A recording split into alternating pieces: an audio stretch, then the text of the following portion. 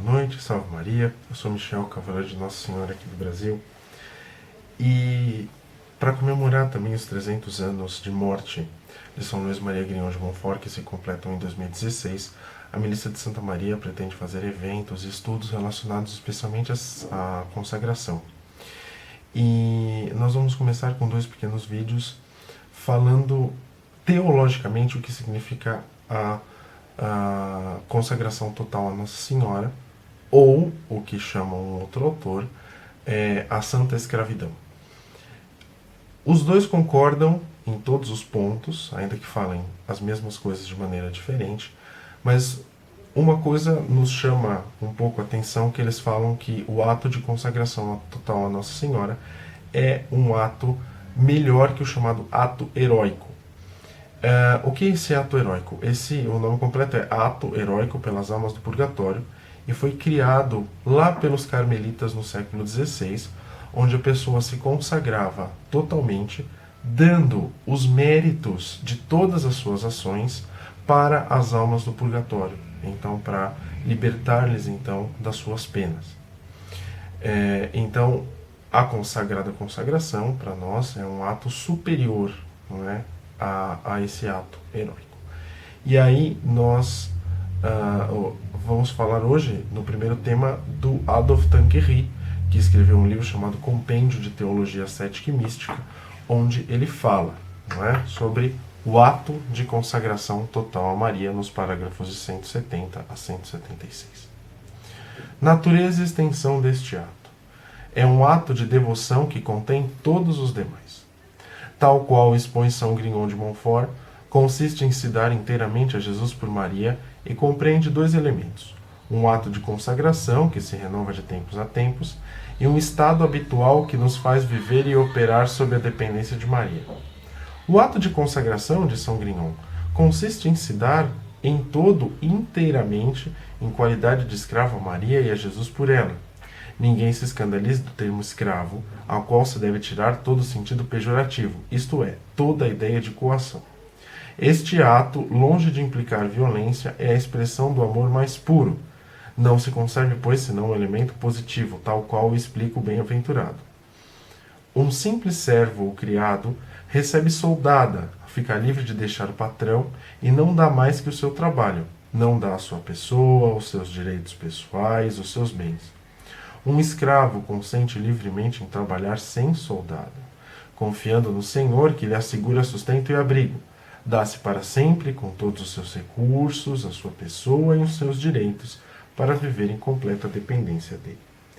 Para fazer a aplicação às coisas espirituais, o perfeito servo de Maria dá-lhe e por ela Jesus o corpo, com todos os seus sentidos, não conservando senão o uso, e obrigando-se a não se servir dele, senão conforme o beneplácito da Santíssima Virgem ou de seu Filho. Aceita de antemão todas as disposições providenciais relativas à saúde, enfermidade, vida e morte. B. Todos os bens de fortuna, não usando deles senão sobre a dependência de Maria para sua glória e honra de Deus. C. A alma, com todas as suas faculdades, consagrando-as ao serviço de Deus e do próximo, sob a direção de Maria, e renunciando a tudo o que pode pôr em risco a nossa salvação e santificação. D.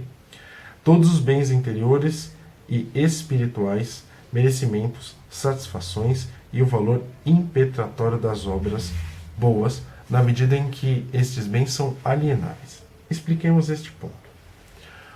Os nossos méritos propriamente dito, de condigno, pelos quais merecemos para nós mesmos aumento de graça e de glória, são inalienáveis.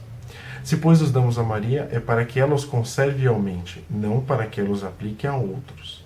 Mas os méritos de simples conveniência, de congruo, como podem ser oferecidos por outrem, deixamos que Maria disponha deles livremente. 2.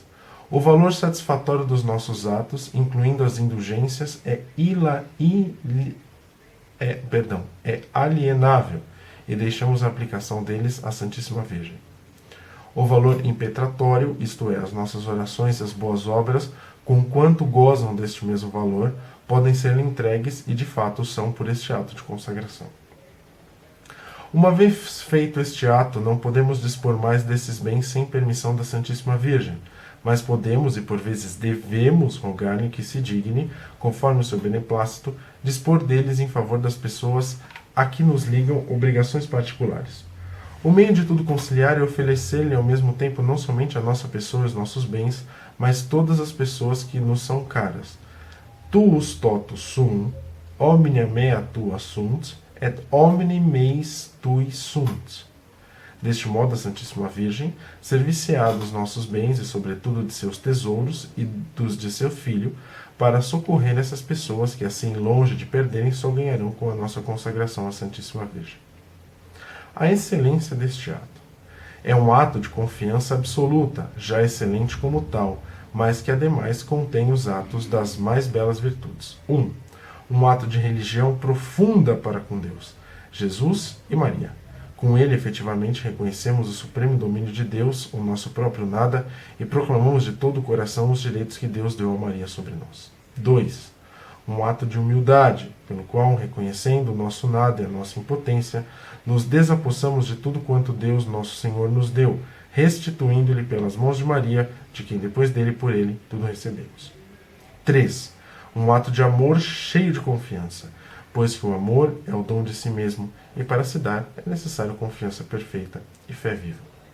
Pode-se, pois, assim dizer que este ato de consagração, se é bem feito, frequentemente renovado de coração e posto em prática, é mais excelente ainda que o ato heróico, pelo qual não se abandona mais que o valor satisfatório dos próprios atos e as indulgências que se ganham.